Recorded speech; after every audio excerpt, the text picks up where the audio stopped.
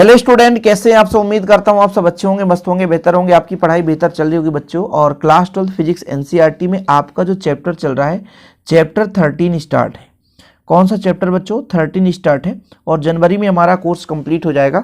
जिन बच्चों का फरवरी से एग्जाम है, जिन बच्चों का मार्च से एग्जाम है, उनके लिए भाई सब कुछ ही कंप्लीट। मेरा टारगेट ही था कि जनवरी खत्म हो जाएगा, एक दो चैप्टर रह गया। वैसे दिसंबर टारगेट रहता है, लेकिन कुछ कारणवश से एक दो चैप्टर रह गया। हालांकि पिछले ईयर भी हमने कंप्लीट करा दिया था, उन वीडियोज को भी आप देख सकते हैं। तो चलिए चैप्टर 13 में आज का जो टॉपिक है बच्चों, रेडियो एक्टिव 6 नियम, जिसे हम रदरफोर्ड और सोडी का नियम भी कहते हैं, या रदरफोर्ड सोडी का नियम। ठीक है, रदरफोर्ड सोडी सीधा। ठीक, तो ये चीज ऐसा क्यों कहा गया भाई? एक रेडियो एक्टिव 6 नियम को रदरफोर्ड सोडी का नियम क्यों कहा गया? क्योंकि इसका जो प्रतिपादन है रदरफोर्ड और सोडी ने ही किया था। रेडियो एक्टिव 6 का मतलब लॉस, ठीक है, अर्थात उनके अणुओं में कमी। आप लोगों को इसके पहले लेक्चर में हमने रेडियो सक्रियता के बारे में बताया था, रेडियो एक्टिविता के बारे में बताया था कि जैसे हमारे पास कोई एक लेड ब्लॉक है, लेड ब्लॉक में एक रेडियो एक्टिव पदार्थ को रख दिया गया बच्चों। लेड ब्लॉक मतलब कांच के एक पात्र में हमने एक रेडियो एक्टिव पदार्थ रख दिया और देखा कि इससे कुछ किरणें निकल रही हैं। यह जो परिघटना है, ठीक है भाई साहब, ये रेडियो सक्रियता के अंतर्गत आता है, रेडियो एक्टिविता के अंतर्गत आता है। किसी भी रेडियो एक्टिव पदार्थ से, ठीक है, स्वतः किरणों का उत्सर्जित होना रेडियो एक्टिविता कहलाती है, रेडियो सक्रियता कहलाती है। और जिन पदार्थों से ये किरणें निकलती हैं, अर्थात जिन किरणों को हम बैकरल किरण कहते हैं, ये बैकरल किरण में अल्फा कण अर्थात अल्फा किरण बोल सकते हैं, बीटा और गामा होते हैं बच्चों, ये बैकरल किरणों में। तो जब हम किसी रेडियो एक्टिव पदार्थ को, यदि हम किसी रेड ब्लॉक लेड, ये एलईडी लेड मतलब शीशा, एक बॉक्स है, इसमें रख दें, या कि आप स्वतः ही कहीं रख दो, तो उससे क्या होने लगता बच्चों? क्षय होने लगती है, उसके अणुओं में कमी होने लगती है। इसके पीछे का कारण है ये किरण के रूप में बाहर निकल जाती है। इसी हम क्षय को रेडियो एक्टिव 6 के नाम से भी जानते हैं। तो उन्होंने बताया कि भाई साहब, जो रेडियो एक्टिव परमाणुओं की जो क्षय है ना, ये किस पर निर्भर करेगी? उस पे उपस्थित परमाणुओं की संख्या पर निर्भर करेगी। जो हमारे पास रेडियो एक्टिव पदार्थ है, इससे रेडियो क्षय जो होता है, यानी रेडियो एक्टिव क्षय जो है, वो किस पर निर्भर करेगी? परमाणुओं की संख्या पर निर्भर करेगी। क्यों? क्योंकि ये परमाणु भी तो आपस में किरण के रूप में बाहर निकल रही हैं। भाई साहब, कोई भी पदार्थ है ना, उसमें कमी होना मतलब उनके परमाणुओं में कमी होना, और यदि उससे कुछ उत्सर्जित हो रहा है तो कहीं ना कहीं उसी के परमाणु निकल रहे हैं ना। ये जरूरी थोड़ी ना है कि भाई साहब गैस है तो उसमें परमाणु नहीं होगा, हाइड्रोजन गैस है तो क्या इसमें परमाणु नहीं है? परमाणु है। हीलियम गैस, नाइट्रोजन गैस, क्या परमाणु नहीं? परमाणु है। तो सब में परमाणु है। तो रेडियो एक्टिव पदार्थ है, इसमें भी परमाणु है। तो ये किरण के रूप में निकल रही, तो ये परमाणु है, ठीक है, परमाणु ही बाहर निकल रहे हैं। ये चीज है बच्चों, ठीक, ये चीज आपको क्लियर होना चाहिए। तो रदरफोर्ड और सोडी ने बताया कि किसी भी रेडियो एक्टिव पदार्थ में रेडियो एक्टिव क्षय की जो दर है, यानी इसमें परमाणुओं की जो कमी होने की जो दर है, उसमें उपस्थित परमाणुओं की संख्या पर निर्भर करती है कि रेडियो एक्टिव पदार्थ पर कितने परमाणु हैं। ठीक है, कोई दिक्कत तो नहीं है। यही चीज लिखा गया है कि किसी भी क्षण रेडियो एक्टिव परमाणुओं के क्षय होने की जो दर है, उस क्षण उपस्थित परमाणुओं की संख्या के अनुक्रमानुपाती होती है। मतलब जितने भी परमाणु क्षय हो रहे हैं वो किस पर निर्भर करेगी? उसमें उपस्थित परमाणुओं की संख्या पर। जैसे आपके घर में आपके बच्चे, भाई आप तो 12th में हो, तो आपके बच्चे नहीं होंगे, मतलब आप ही अपने माँ बाप से पैसे मांग रहे हैं, तो आपके माँ बाप आपको कितना पैसा देंगे वो डिपेंड करेगा उनके पास कितना पैसा है। पता चला घर में मान लीजिए 100 रुपए है, तो वो पूरा 100 रुपए आपको नहीं दे सकते हैं, 10 रुपए देंगे। क्यों? क्योंकि घर में जो भी बुजुर्ग होते हैं, घर के जो गार्जियन होते हैं, हमेशा कुछ पैसे सेव करके रखते हैं।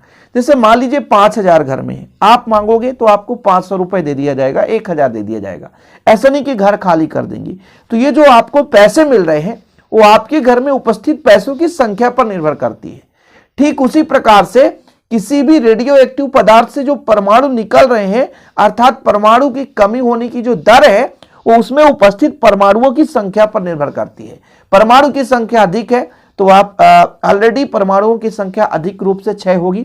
यदि परमाणुओं की संख्या ही कम है तो 6 भी कम होगी। सिंपल है। आपके पास ढेर सारे पैसे हैं, कोई दोस्त पैसा मांग रहा है तो आप बेहतरीन रूप से बिना संकोच के, बिना कुछ सोचे समझे आप वैसे भी पैसा दे दोगे। लेकिन आपके पास ऑलरेडी कम है तो आप जब देना भी चाहते हैं तो आप देना भी चाहते हैं लेकिन उतना नहीं दे पाएंगे जितना वो मांग रहा है, जितना उसकी है ना एक प्रकार से डिमांड है, क्योंकि भाई आपके पास होता ही नहीं है। ऐसे चीज होता है कि किसी रेडियो एक्टिव पदार्थ से परमाणुओं की संख्या की जो कमी होने की दर है उस पर उपस्थित परमाणु की संख्या पर निर्भर करती है। यही चीज है रदरफोर्ड सोडी का नियम। यदि इतना क्लियर तो सब कुछ कंप्लीट, इसके अलावा कुछ ही नहीं है। बोलो ये थ्योरम कैसे आ गया है? कुछ नहीं है। अरे बहुत ही आसानी से हम बताएंगे भाई। जैसे मान के चलता हूं, पहले हमारे पास टी समय पर परमाणुओं की संख्या n है, ठीक है। और जैसे जैसे समय की बढ़ोतरी करेंगे, टी से dt बढ़ा दें तो उतने ही परमाणुओं की संख्या में कमी हो जाएगी। जैसे n में dn घटा दो, यानी dt समय में dn परमाणु और कम हो गए तो टोटल परमाणु कितने बच गए? n से n माइनस dn बच्चों, n से n माइनस dn।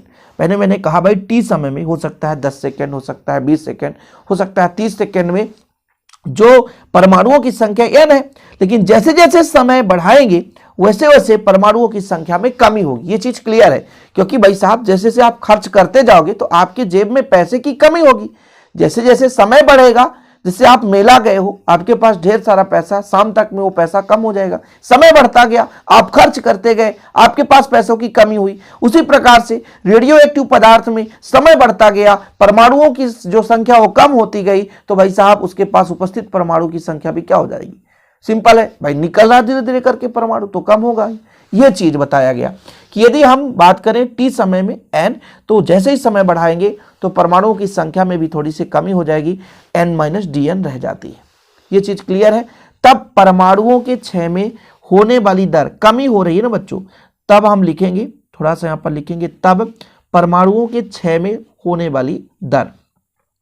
यहां पर लिखो आप लोग, परमाणुओं के क्षय होने की दर, ऐसा लिख दो।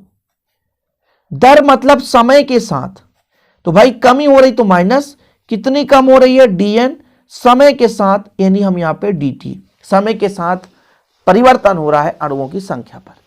अब ये जो दर है वो किस पर निर्भर करेगी?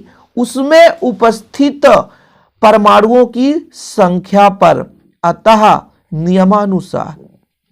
नियमानुसार ये बोला गया कि ये जो हमारे पास दर है, ये जो दर है उसमें उपस्थित परमाणुओं की संख्या पर निर्भर करती है बच्चों, परमाणुओं की संख्या पर निर्भर करती है। और जैसे ही हम ये अनुपातिक यहां से हटाएंगे भाई साहब, तो या करके आप लिख सकते हो, पेन भी धोखा दे रहा है, या करके आप लिख सकते हो बच्चों कि अपना माइनस dn, ठीक है, कितना है? माइनस dn अपान dt बराबर में बच्चों समानुपाती हटाते हैं तो एक लैम्डा नियतांक लग जाता है और आपका n का n समूचा है। जैसे ही हम अनुपात हटाते हैं, मतलब अनुपातिक चिन्ह हटाते हैं, समानुपाती हटाते हैं तो एक अनुपातिक नियतांक लगाते हैं। तो इसके आगे आप लिख सकते हो जहां लैम्डा एक आनुपातिक नियतांक है, जहां लैम्डा एक आनुपातिक नियतांक है बच्चों, आनुपातिक नियतांक है, जहां लैम्डा एक आनुपातिक नियतांक है। अब इसको हम एक समीकरण दे सकते हैं। अब जैसे समीकरण 1 में निकल कर आया दर, समय के साथ परमाणुओं की संख्या में मान लीजिए कमी, यही तो दर है।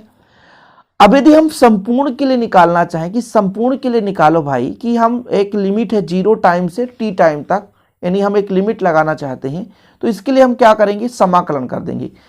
थोड़े से समय के लिए हमें पता था dt, समय के लिए हमें पता था dn, परमाणुओं की संख्या में कमी हो रही है। यदि हम बात करें बच्चों कि संपूर्ण समय के लिए बात करें तो फिर क्या होगा? इसके लिए हमको समीकरण 1 का संशोधित रूप लिखना पड़ेगा। समीकरण 1 से देखिएगा, समीकरण 1 से जैसे हमारे पास यहाँ पर dn है तो dn रहने दो, पहले एक बार यहाँ से ही हम सुधार लेते हैं, लैम्डा एन है, ठीक, कोई दिक्कत। पक्षांतर करो बच्चों, तो ये डी एन तो डी एन रहने दो, एन को इधर ले आओ, और ये डी टी नीचे है, ऊपर जाएगा तो ये गुणा में हो जाएगा, तो लैम्डा डी टी हो गया, ठीक है। इस माइनस को इधर ले जाओ तो माइनस कर दो, समीकरण 2 दे दो। समीकरण 2 को हम देखेंगे कि समाकलन कर दें दोनों पक्षों में, तो समीकरण 2 का समाकलन करने पर यहाँ पर आप लिखोगे समीकरण 2 का क्या करने पर, समाकलन, समाकलन करने पर, समाकलन कर दो बच्चों समीकरण 2 का। जब समाकलन करोगे तो समाकलन का चिन्ह क्या होता है, समाकलन का चिन्ह कुछ इस प्रकार से होता है, डी एन अपान एन, ठीक है, बराबर में माइनस है, लैम्डा बाहर रख दो और ये आपका हो जाएगा डी टी, ठीक है। 1/n का log n हो जाता है समाकलन, जैसे 1/x का log x, तो 1/n का log n। भाई यहाँ पर 1 है, 1 का जो समाकलन होता है जिसके रिस्पेक्ट में होता है उतना हो जाएगा, जैसे t के रिस्पेक्ट में है तो t हो जाएगा बच्चों। और जो हमारा a है ये समाकलन नियतांक है। थोड़ा सा आप लोगों को यहाँ पे फार्मूला बता दूं कि भाई 1/x है और इसका जो समाकलन है वो log x होता है, क्या होता है, log x। यदि 1 है बच्चों, x के सापेक्ष समाकलन है तो x हो जाएगा, ठीक है। वही चीज यहाँ पर हम कर रहे हैं, dn हमारा समाकलन का चिन्ह है, 1/n का log n हो गया, और 1 का जो समाकलन है वो t के रिस्पेक्ट में t हो गया बच्चों, क्या हो गया, t के रिस्पेक्ट में t हो गया, ठीक। अब देखो जरा आगे हम देखते हैं कि यदि प्रारंभ में, स्टार्टिंग में, यदि प्रारंभ में परमाणुओं की संख्या कितनी है, n0, यदि प्रारंभ में परमाणुओं की संख्या, यदि प्रारंभ में परमाणुओं की संख्या कितना बच्चों, n0 हो, यानी n0 हम तो n0 स्टार्टिंग 0 टाइम में हो, तो टाइम कितना होगा 0 पर, टाइम कितना होगा 0 होगा, तो इसको हम समीकरण 3 दे सकते हैं। तो समीकरण 3 से भाई n का मान कितना है, n0, ठीक है। टाइम कितना था उस समय, प्रारंभ में 0 था, तो हमारा a का मान निकल कर आ गया, log n0। इसका मान हम समीकरण 3 में रख दो, समीकरण 3 में रखो, समीकरण 3 में a का मान रखने पर थ्योरम बहुत आसान होता है यार, एक के बाद एक स्टेप करते जाओ बस। इधर log en है तो रहने दो, माइनस लैम्डा टी है रहने दो, प्लस में आपका हो जाएगा log en0 हो जाएगा, ये प्लस है इधर आएगा तो माइनस में हो जाएगा, तो इधर हो जाएगा log en रहने दो, माइनस में हो जाएगा log en0 रहने दो, माइनस लैम्डा टी कर दो। कोई दिक्कत तो नहीं है, यहाँ तक क्लियर है। अब log m minus log n का फार्मूला होता है log m/n, तो n/n0, log a minus log b बराबर log a/b होता है, ठीक है, बराबर माइनस लैम्डा टी होता है। फार्मूला मैं लिख दे रहा हूँ ना, log a minus log b बराबर log a/b, बेस में e है तो e रख दो, फार्मूला जरूरी है ना, नहीं पता चले कह दो कि सर हमने तो पढ़ा ही नहीं कभी जिंदगी में। अब एक और फार्मूला होता है, एक और फार्मूला ये होता है कि इसको मैं यदि यहाँ पे रहने दूं तो ये जो बेस में ये e की पावर लैम्डा टी हो जाता है, मतलब log ex है बराबर t, तो इसका जो फॉर्मेट है इसको हम चेंज कर सकते हैं e की पावर t बराबर x, ये फॉर्मेट है फार्मूला का। तो ये निकल कर आ गया, मतलब n बराबर जो निकल कर आ गया तो इसका पक्षांतर करेंगे n0 e की पावर माइनस लैम्डा टी हो गया, टाइम के साथ ये परिवर्तन, यही हमारा भाई साहब अभीष्ट व्यंजक आ गया है। ये समीकरण आप 4 दे सकते हो। ये आगे की भैया रेडियो एक्टिव 6 नियम से गणितीय व्याख्या कीजिए, तो यहाँ तक आपको क्लियर करना पड़ेगा बच्चों।